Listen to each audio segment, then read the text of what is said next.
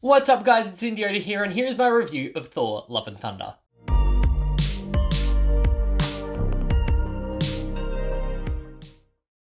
So last night I had the opportunity to see Thor: Love and Thunder in cinemas with my girlfriend, my family, and a whole bunch of friends as well, which was really exciting. We saw it late, it was a good audience, and here's what I thought. For the most part, this review will be spoiler free, however there will be a few spoilers further down the track, but I will warn you before I talk about them. Before I begin, hit that subscribe button so you don't miss a review or reaction video on this channel. I love doing this for you guys and I hope you enjoy.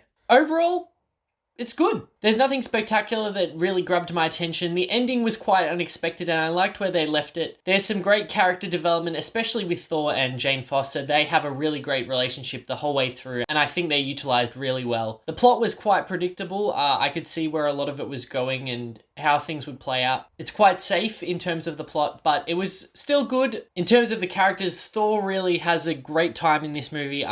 Chris Hemsworth seems like he's having a lot of fun. There are plenty of jokes, plenty of laughs. Thor does bring the thunder. He has some very epic moments in it. If you told me some of the things that were going to happen in this movie, I'd say that's ridiculous. That'll never happen. And it did, and it was great, and they did it really well. For some reason, I felt slightly disconnected to Thor in this one. I felt more attached to Jane Foster, actually. Her Thor story was really cool, fairly comic accurate, and it was cool to see that side of things. And together they make a really cool team, both Thor and Jane, and they have some great character moments throughout the whole thing. The side characters, though, really don't have much to do and get sidelined more and more as the film goes on. People like Valkyrie and Korg are kind of just there, and as the film goes on, it seems to keep coming up with ways to sideline them more and more until, in the end, they don't really have much to do, unfortunately. They're mostly just there for comic relief, and speaking of, the humor in this movie is fantastic. My cinema was laughing at many points, and it was just very fun in its humor and its lightheartedness, while also bringing those deep and meaningful moments to the front as well, which was really exciting. Gorr as the villain is phenomenal. I really wish he'd been in it a lot more. He doesn't get a lot of screen time, unfortunately, but when he is there, he's truly fantastic, and he does well with the little screen time that he does have. I wish we'd been able to see a bit more of his mission and how it played out in the lead up to his battle with Thor, because that would have made him much more of a threat. It would have made him feel a bit more real and a bit more dangerous, but it would have been cool to see, but unfortunately we didn't get to.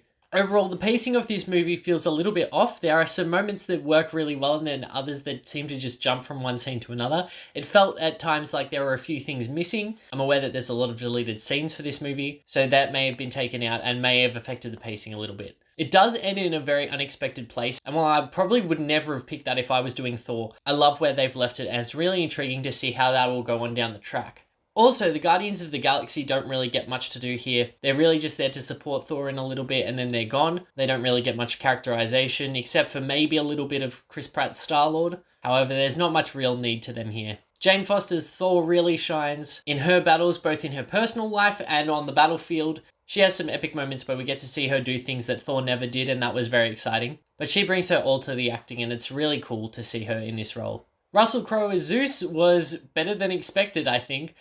We got a lot of laughs from him, and the way they utilized him was pretty good to the story. Like I said earlier, the plot was fairly predictable, which means it goes down a bit for me. The cinematography was great, however. There's some great sequences where the lighting is just gorgeous, the VFX shine, and then other sequences where it's entirely devoid of color, and it's really cool. There were a few VFX issues because you can see the budget has gone to making some scenes look visually gorgeous and then others look not great. However, overall, this does have some of the most beautiful cinematography in the MCU. The music is great, nothing too original or inspiring. However, it is similar to the Guardians of the Galaxy movies in that it includes classic rock and pop songs, which are really cool, and they include them very well, especially things that have been in the trailers up until this point. They include some of the songs from there, which is exciting. Overall, the movie was good, but nothing spectacular. I look forward to where it goes in the future because of its unexpected ending. It wasn't necessarily a setup for an Avengers movie or anything, it's just something that progresses Thor's journey in a really unexpected way, which is cool. A lot of people are asking whether this or Ragnarok is better. Personally, I prefer Ragnarok. It has some more iconic moments for me. This has some great moments for sure, but Ragnarok, I just felt like the plot and the pacing was a bit better. Overall, I'd probably give this a 7 out of 10, which is my average rating if a movie is good, but it doesn't really do anything special. If you go in expecting a movie about Thor, his relationship with Jane Foster, a bit of a cliche plot, but some great moments and some fun laughs, you'll be pretty satisfied by the end. Hope you guys have enjoyed this review. If you haven't already, please subscribe, leave a like, and comment what you thought of Thor: Love and Thunder. And until next time, stay hydrated, drink water, and I will see you guys very, very soon.